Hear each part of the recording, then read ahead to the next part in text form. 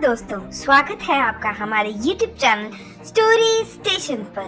दोस्तों, हम अपनी वीडियो से आपका ज्ञान बढ़ाते हैं, तो सब्सक्राइब जरूर करिएगा। आप सुन रहे हैं समुद्र मंथन की कहानी।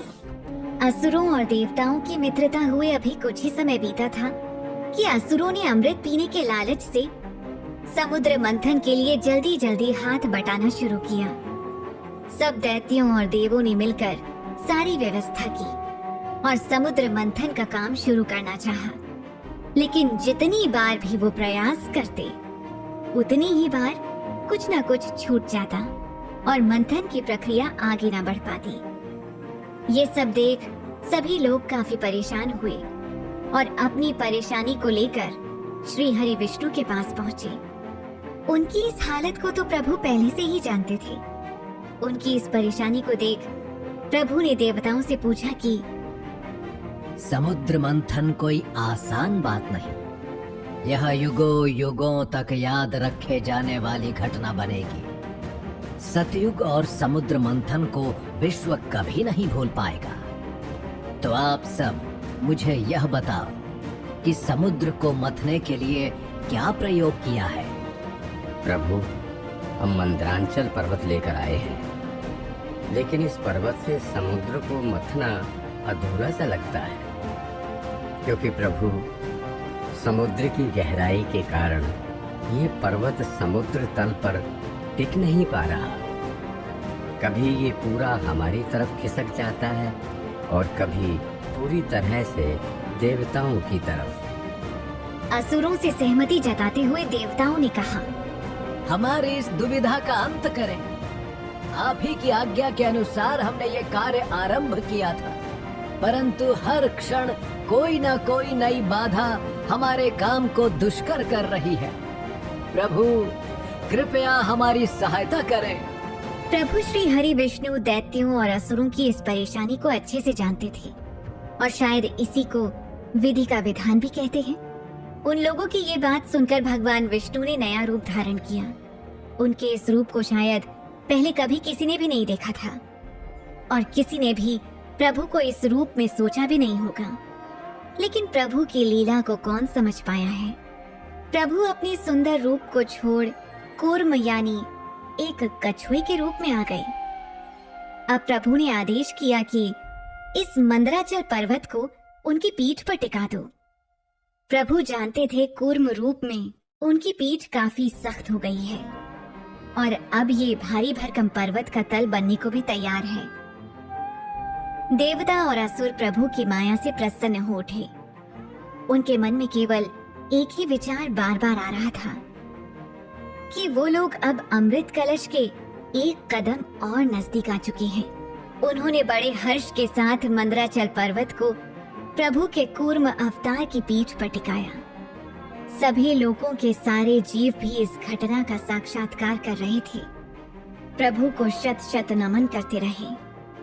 लेकिन ये कौतूहल अभी भी शांत नहीं हो पाया, क्योंकि पर्वत के स्थिर होने के बाद दुविधा ये थी कि ऐसी कौन सी रस्सी का प्रबंध किया जाए कि वो मंदराचल पर्वत को खींच सके।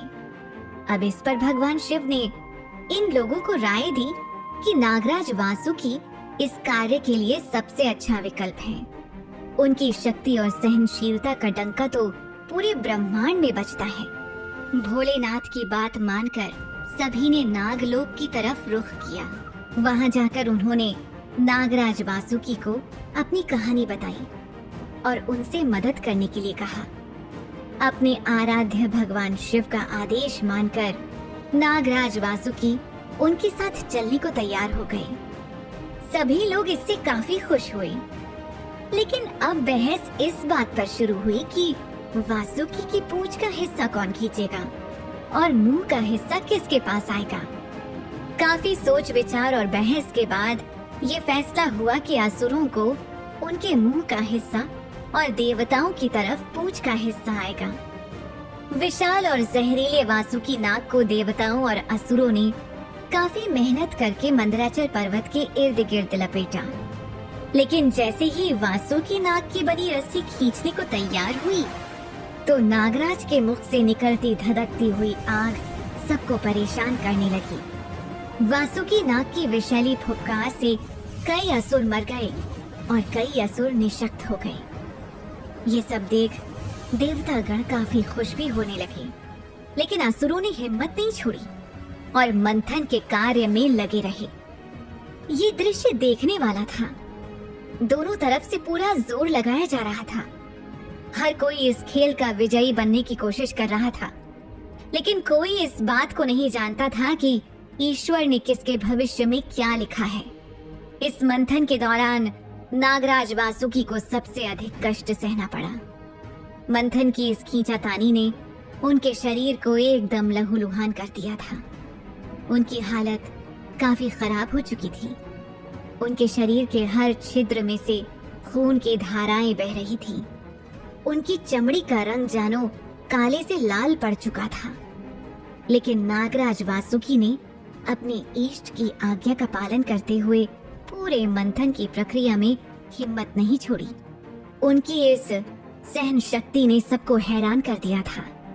आखिर भोलेनाथ शिव शंभू ने उन्हें वरदान दिया और कहा कि असुरों और दैत्यों की लड़ाई तो कई जन्मों से चलती आ रही है और न जाने कितने जन्मों और युगों तक ये झगड़ा चलता रहेगा। इस मंथन को करने के लिए असुरों और देवताओं का अपना अपना लालच है, परंतु तुम इस मंथन का भाग बने, यह तुम्हारी मेरे प्रति जो असीम श्रद्धा है उसी का परिणाम है। मैं तुम्हारी आराधना और मेरे प्रति तुम्हारे विश्वास से प्रसन्न हूँ। तुम्हें यह वरदान देता हूँ कि मंथन का चाहे जो फल निकले, लेकिन अब से तुम मेरे आभूषणों का हिस्सा बनोगे और तुम्हारे इस बलिदान को यह ब्रह्मांड युगों युगों तक याद रखेगा।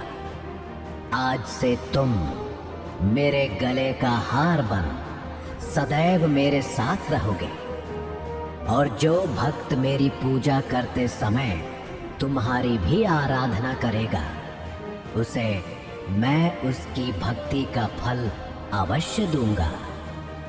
भगवान शिव की ये बात सुनकर नागराज वासुकी में एक बार फिर से उत्साह की लहर दौड़ पड़ी और उन्होंने एक बार फिर पूरी मेहनत से मंथन का कार्य शुरू करने को कहा। दूसरी तरफ भगवान विष्णु कूर्म अवतार में बैठे सारी लीला का आनंद ले रहे थे और भारी भरकम पर्वत को अपनी पीठ पर टिका के बैठे थे। अब धीरे धीरे असुरों और दैत्यों का उत्साह कम होने लगा। इतने वजनदार पर्वत को खींचने से उनके शरीर की ताकत कम हो रही थी। वो हर पल खुद को हताश और निराश महसूस कर रहे थे, लेकिन अमृत कलश के लालच ने उनको रुकने नहीं दिया। मंथन को चलते हुए काफी समय हो चुका था, लेकिन अब तक कुछ भी समुद्र से उत्पन्न नहीं हुआ था। अब उनमें से कुछ लोग तो प्रभु द्वारा सुझाए गए समुद्र मंथन पर शक करने लगे थे, वहीं असुर इसे भगवान विष्णु की चाल बताने लगे थे। अब इस युग में हर व्यक्ति इस बात से चिंतित था कि क्या सच में समुद्र से अमृत कलश निकलेगा। उधर तीनों लोकों में इस बात की चिंता थी कि समुद्र मंथन में लक्ष्मी जी की उत्पत्ति ना हुई तो कहीं ये भूलोक हमेशा के लिए लक्ष्मी से अधूरा ना रह जाए। अगला एपिसोड सुनने के लिए चैनल को करें सब्सक्राइब, लाइक, शेयर करना बिल्कुल ना भूलें और कमेंट करके जरूर बताएं कि आपको ये सीरीज कैसी लग रही है।